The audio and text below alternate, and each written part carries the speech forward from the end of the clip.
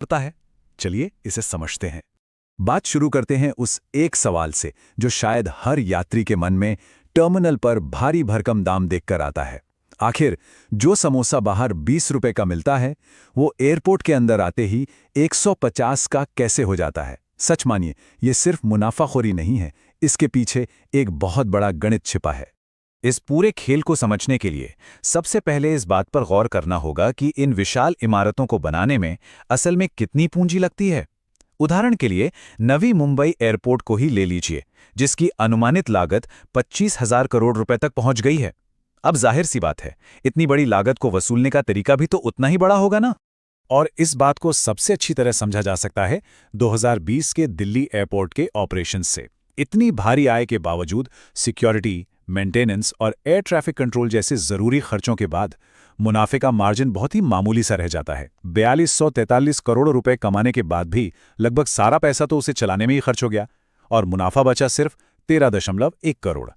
तो यहाँ सबसे दिलचस्प बात निकलकर ये आती है कि जब इन विशाल ऑपरेटिंग खर्चों को सालाना 3.5 करोड़ यात्रियों से बांटा जाता है तो एयरपोर्ट टर्मिनल में कदम रखने वाले हर एक यात्री पर लगभग 2,000 रुपए का खर्च आता है। जी हाँ, ये वो पैसा है जो एयरपोर्ट पहले ही अपनी जेब से लगा चुका होता है। अब चूंकि एयरपोर्ट कोई चैरिटी तो है नहीं, इसलिए चलिए देखते हैं इसका पहला हिस्सा, एरोनॉटिकल रेवेन्यू यानी एयरलाइन से लिया जाने वाला शुल्क। जब भी कोई विमान रनवे पर लैंड करता है तो एयरलाइंस पर कई तरह के अदृश्य शुल्क लगा दिए जाते हैं। इनमें लैंडिंग चार्ज से लेकर parking fees, user development fees, aerobridge fees और एविएशन सिक्योरिटी फीस तक का एक पूरा जाल होता है।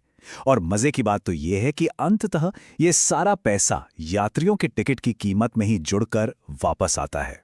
ये छोटे छोटे शुल्क कितनी तेजी से एक बड़ी रकम बन जाते हैं, ये वाकई हैरान करने वाला है। एक पूरी तरह से भरे हुए 250 सीटर विमान के लिए एयरलाइंस केवल बेसिक एयरपोर्ट सुविधाओं जैसे लैंडिंग और एरोब्रिज के लिए ही प्रति यात्री लगभग 550 रुपए चुकाती हैं। इन अदृश्य एयरलाइन शुल्कों के जरिए, जिन्हें अक्सर महंगे बिजनेस क्लास टिकटों से भारी सब्सिडी मिलती है, एयरपोर्ट अपने प्रति यात्री खर्च का ठीक 50% यानी 1,000 रुपए वसूल कर लेते हैं। लेकिन जरा रुकिए, अभी भी 1,000 रुपए की वसूली तो बाकी है। तो चलिए समीकरण के दूसरे हिस्से की ओर बढ़ते हैं और देखते हैं नॉन एरोनॉटिकल रेवेन्यू यानी उपभोक्ता खर्च को। आखिर बाकी का 1,000 रुपए टर्मिनल की यात्रा के दौरान कैसे निकाला जाता है? एयरपोर्ट इस आय पर बहुत अधिक निर्भर करते हैं। इस रणनीति को इस तरह से डिजाइन किया गया है कि अराइवल से लेकर डिपार्चर तक हर एक कदम से पैसा कमाया जा सके। इसके 3 मुख्य चरण हैं, पार्किंग और कैब, फिर भोजन और रिटेल और आखिर में ड्यूटी फ्री और लाउंज। पैसे निकालने का ये सिलसिला तो इमारत में कदम रखने से पहले ही शुरू हो जाता है। पार्किंग की भारी भरकम दरें और कैब सरचार्ज इस आय का 20 से 30% हिस्सा बनाते हैं। दिल्ली एयरपोर्ट का ही उदाहरण लें तो एक ऊबर पिकअप पर 150 रुपए का सरचार्ज या पार्किंग के लिए 600 रुपए तक चुकाने पड़ सकते हैं। और एक बार जब कोई अंदर पहुंच जाता है तो कीमतें सचमुच आसमान छूने लगती हैं। जहां 20 रुपए वाली पानी की बोतल सीधे 100 रुपए की हो जाती हैं। टर्मिनल के अंदर होने वाली हर खाने पीने और रिटेल बिक्री में से एयरपोर्ट अपना 10 से 25% का हिस्सा काट लेता है, जिससे आसानी से प्रति यात्री 150 से 200 रुपए की कमाई हो जाती है। अब आते हैं सबसे दिलचस्प हिस्से पर, एयरपोर्ट लेआउट का मनोविज्ञान। इस पूरे सिस्टम को जो चीज इतना प्रभावी बनाती है वो सिर्फ कीमतें नहीं है, बल्कि आर्किटेक्चर के पीछे की गहरी साइकोलॉजी है।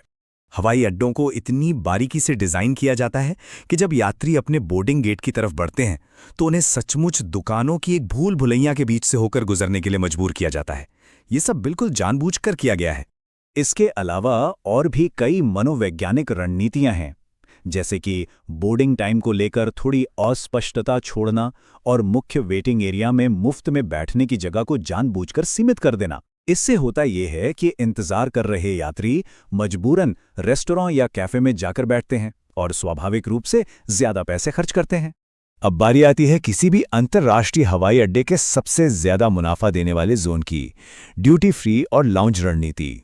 अंतर्राष्ट्रीय यात्रियों के लिए बिना टैक्स वाले शॉपिंग एरिया का ये कॉन्सेप्ट पहली बार 1947 में आयरलैंड के शैनन एयरपोर्ट पर शुरू किया गया था। चूंकि अंतर्राष्ट्रीय यात्रियों की खर्च करने की क्षमता अक्सर ज्यादा होती है, इसलिए इन टैक्स फ्री जोन का इस्तेमाल भारी वॉल्यूम में बिक्री बढ़ाने के लिए किया जाता है। और अगर बात करें कि ये भारी भरकम रेवेन्यू असल में आता कहाँ से है, तो ड्यूटी फ्री की कुल बिक्री का एक बहुत बड़ा हिस्सा, लगभग 75 से 80% पूरी तरह से केवल शराब और सिगरेट से आता है ना हैरानी की बात? हालांकि इस भारी बिक्री के बावजूद कुछ कड़े नियम भी हैं। घरेलू बाजार को सुरक्षित रखने के लिए एक सीमा तय की गई है, जहां कोई एक यात्री अधिकतम 25,000 रुपए का सामान और केवल 2 लीटर शराब ही खरीद सकता है। इसी बीच लग्जरी लाउंज एक अलग ही खेल खेलते हैं। दिल्ली जैसे बड़े हब में लाउंज में सीधे एंट्री करने का शुल्क आमतौर पर लगभग 1800 रुपए होता है। अब कई यात्री क्रेडिट कार्ड का इस्तेमाल करके इन लाउंज का मुफ्त में मजा लेते हैं, लेकिन असल में क्रेडिट कार्ड कंपनियां लाउंज को इस एंट्री की फीस देती हैं। उन्हें पता होता है कि ये ज्यादा खर्च करने वाले यात्री कार्ड का ज्यादा इस्तेमाल करके और भारी सालाना फीस देकर आखिरकार इस लागत की भरपाई कर ही देंगे।